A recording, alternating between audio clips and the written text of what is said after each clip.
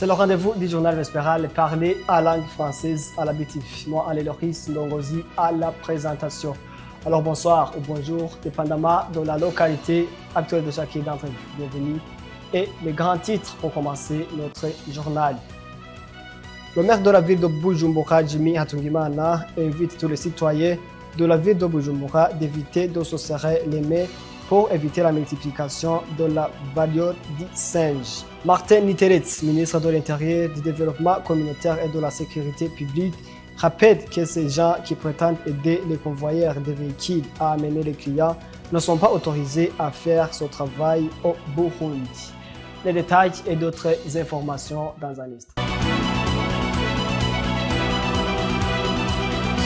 Bienvenue encore une fois. Au moment où l'épidémie de la variole du singe fait l'actualité dans le monde entier, le Burundi n'est pas aussi épargné. De ce fait, Jimmy Hatungimana, maire de la ville de Bujumbura, invite tous les citoyens de la ville d'éviter de se serrer les mains pour éviter la multiplication de cette maladie.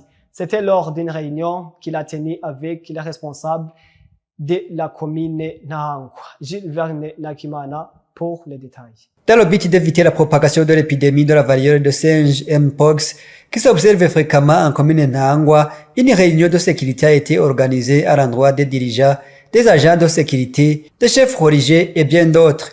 Jimmy Hatungimana, maire de la ville de Bujumbura, qui a dirigé cette réunion, a interpellé aux habitants de la mairie de ne pas consommer la viande des animaux non abattus. Gukora ku bikoko bigwaye canke vyapfuye. Murazi ko dukunda akanyama akaboga, murazi ko tugakunda cyane gose. Évitez de manger la viande des animaux malades ou ceux non abattus. Vous savez que nous préférons beaucoup de brochettes. Nous mangeons même la viande qu'on ne connaît même pas sa provenance ni la sorte d'animaux consommés. Il faut revenir sur les dispositifs de ravage des mains, comme on l'a fait lors de l'épidémie COVID-19. Umwe twahora tubikora muri COVID, ahantu hose hahurira abantu benshi. Rero ubwo budobo, izo kits de lavage, il faut disponibiliser les kits de lavage des mains dans les endroits les plus fréquentés. Essayez d'éviter de vous saluer en vous serrant les mains. Mwevite kuramukanya muhoberana muhana amaboko. Après différentes interventions, maire de la ville a dit que certaines mesures seront prises, y compris celle de contrôler les travailleurs de sexe. Imara yazavuzwe cyane gose. Abo rero nababwiye yuko hari ubuce bumwe bumangamiwe. Twasavye commissaire communal ko yofata iya mbere akagira fouille et perquisition. Le problème des prostituées a été beaucoup soulevé. Nous devons trouver une solution rapide. Il faut des fouilles perquisitionnelles et bien voir si nous trouverons que ces pites viennent d'ailleurs. Nous devons les faire retourner chez eux. Je charge cette question aux agents de sécurité. On ne peut pas l'accepter. Hanyuma tubemerere ko icyo tugiye kugira tugiye kugwiza amazi. Nous allons faire des échanges avec ceux de la régie des eaux et ceux de la société Amazwater pour que l'eau soit disponible.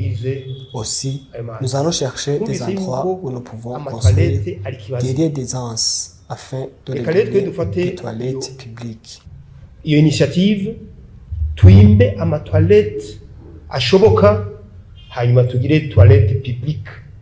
Vous saurez qu'au Burundi, 303 personnes sont déjà infectées, ce qui fait que le Burundi devient le deuxième pays après la République démocratique du Congo, premier avec 4869 cas confirmés, dont 620 personnes déjà perdu leur vie. En Afrique, 5320 cas ont été détectés, causant la mort de 626 personnes. Martin Niteretz, ministre de l'Intérieur, du Développement communautaire et de la Sécurité publique, rappelle aux gens qui prétendent aider les convoyeurs des véhicules à amener les clients. En Kirundi, ils sont communément appelés Abakokai, ne sont pas autorisés à faire ce travail au Burundi.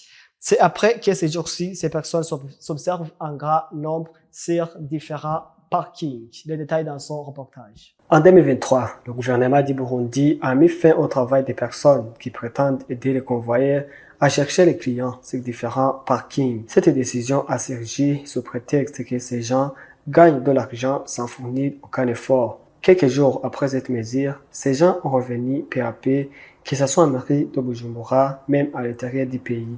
Et maintenant, c'est comme si cette mesure n'est plus en vigueur. Mais Martin Nitelitz, ministre de l'Intérieur, du Développement communautaire et de la Sécurité publique, rappelle que ce travail est toujours banni.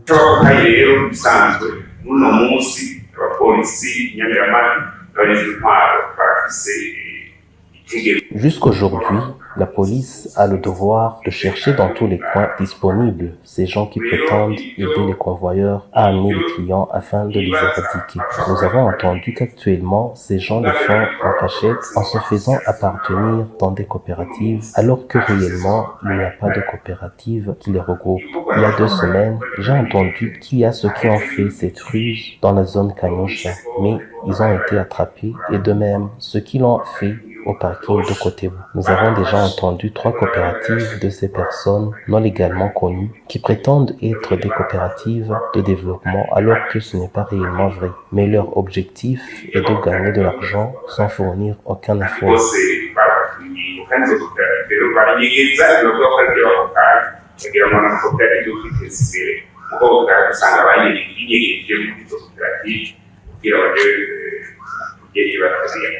Rappelons que dans les jours qui ont suivi cette mesure, plusieurs personnes qui ne l'ont pas respectée ont été arrêtées et punies. Page sport à présent. Du 11 au 19 septembre se déroulera au Burundi la compétition internationale de Voli Beach. Général de police Serge Nakavura, président de la Fédération du football au Burundi, indique que leur objectif est d'organiser ce genre de compétition internationale chaque année au Burundi. Gilles Vernela Kimana pour le reportage. À moins de 7 jours seulement du début de la compétition internationale de volley beach qui se déroulera à Bujumbura, les préparatifs vont très bien, comme l'indique Serge Nakavura, président de la Fédération de volleyball au Burundi. Serge Nakavura a aussi indiqué que l'objectif de la Fédération nationale de volleyball est d'organiser chaque année la compétition internationale. La Fédération burundaise de volleyball va abriter une compétition intitulée World Beach Pro Tour. C'est le volleyball qui se joue sur le sable.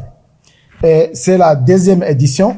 Nous avons abrité la même compétition l'année passée et on a pu accueillir légèrement 9 pays. Aujourd'hui, nous sommes presque au milieu des préparatifs parce que nous avons déjà des terrains qui sont en train d'être aménagés ou réaménagés par le billet de Eden Garden Resort Restaurant et de la mairie de Bujumbura. Cette compétition ne sera pas organisée comme la compétition de l'année passée, c'est-à-dire qu'il y aura des billets d'entrée, c'est-à-dire pour entrer, il faut payer 5 000 francs et on aura aussi des tickets sponsors dans le but de permettre à la Fédération burundaise donc de renforcer ses capacités en matière de volleyball beach. Parce que dans le futur, nous voulons que le Burundi soit exemplaire au niveau régional et on a un projet d'avoir un centre d'entraînement ici à Bujumbura, quitte à ce que donc les pays de la sous-région, pourquoi pas de toute l'Afrique, viennent faire des compétitions et des entraînements ici au Burundi. Vous savez que la compétition internationale de volley beach de l'année passée a vu la participation de 8 pays, mais pour cette année 2024, 17 pays du monde entier vont prendre part à cette compétition, alors que c'était prévu la participation de 30 pays. L'avant-dernière actualité de notre journal, l'absence de la loi sur le sponsoring pose un grave problème aux artistes burundais qui organisent des événements culturels. Pour faire face à ce défi, ces artistes sont obligés de chercher des parrains qui vont les représenter au sein des grandes institutions. Ange Negrita Ilakoze va nous en dire plus. L'organisation d'un concert demande pas mal de moyens pour un artiste au Burundi. Ces artistes ont encore des difficultés d'avoir des sponsors, mais quand l'organisateur du concert est un homme d'affaires, son événement est brutalement sponsorisé. Codichiza Blaise Clovis, connu sous le nom de Rasco, donne quelques explications. Les entrepreneurs qui organisent des concerts, c'est déjà des entreprises qui organisent. C'est pas une seule personne en son nom qui va organiser. Mais pour les chanteurs, je dirais bien qu'ils ont besoin d'une organisation, de managers, de représentants qui peut aller toquer, faire tout ce que le chanteur lui-même ne peut pas faire. Parce que le chanteur, en soi, le chanteur, il est vraiment le produit. Pour moi, je me dis que c'est bon et c'est très bien que les chanteurs peuvent signer avec d'autres personnes, avec d'autres qualités que le leur de chanter, qui peuvent faire le boulot qui reste, parce que être un bon chanteur ne peut pas faire toute cette démarche. Quant à Aster Gamba, surnommé Ding, il est très difficile de sponsoriser un événement sans y avoir des gains à retour. Et c'est important de savoir, quand vous organisez un événement, il faut savoir comment expliquer pour décrocher les sponsors. Pour les simples commerçants et les simples entrepreneurs culturels, ici c'est possible pour eux, c'est facile pour eux de décrocher des sponsors, parce que, par exemple, ils savent comment expliquer, ils savent comment décrocher, ils savent des stratégies pour convaincre ces banques-là, ces ONG, ils savent comment faire. Le choix de votre sponsoring et des facteurs à considérer. Il faut savoir comment les expliquer. Et aussi une visibilité pour quelqu'un à qui vous vous adressez. Montrez-moi comment je vais avoir une visibilité dans votre événement. Montrez-moi comment je vais recevoir un retour. Vous saurez que la loi sur le sponsoring n'a pas encore entré en vigueur au Burundi. Place maintenant à l'actualité internationale avec Blenda Deborah. Le Nigeria vient de franchir une étape historique en redémarrant sa production d'essence après 28 ans de dépendance aux exportations. Au cours de cette relance, une infrastructure colossale, la nouvelle raffinerie construite à la périphérie de Lagos par le milliardaire nigérien Aliko Dangote. Ce projet, estimé à 20 milliards de dollars, permet au pays de se doter de la plus grande raffinerie d'Afrique, avec une capacité de production atteignant 650 000 barils par jour. Cette installation joue un rôle crucial dans la stratégie du Nigeria pour réduire sa dépendance aux produits pétroliers importés. Un paradoxe pour ce géant africain, premier producteur de pétrole du continent, mais qui devait importer l'essentiel de son carburant à raison de la défiance chronique de ses infrastructures. Les 4 anciennes raffineries du pays, malgré les milliards dépensés pour les modernisations, n'ont jamais réussi à fonctionner correctement. En plus d'assurer l'approvisionnement du marché local, cette raffinerie pourrait ouvrir la voie à l'exportation vers le pays voisin, offrant ainsi une bouffée d'oxygène économique pour toute la région. Le monde produit 57 millions de tonnes de déchets plastiques par an. C'est une étude publiée mercredi par le chercheur de l'université de Leeds dans la revue naturelle qui sonne l'alerte. Les déchets qui finissent leur course dans les océans, les points les plus culminants de la planète et les corps humains, ils proviennent en majorité de l'Asie du Sud-Est et l'Afrique subsaharienne. Les services de collecte et d'élimination de déchets dans ces régions battent de l'aile. Les documents prennent essentiellement en compte le plastique rejeté dans l'environnement.